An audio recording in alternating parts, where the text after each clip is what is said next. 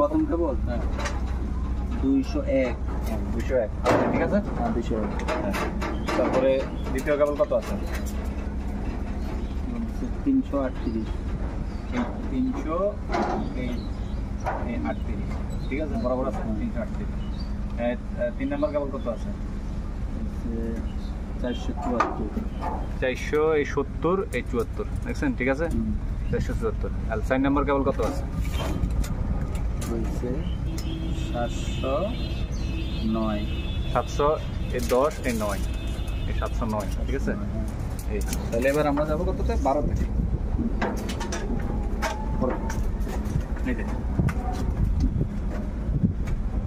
এই যে কত আছে? 224 220 এই 24 224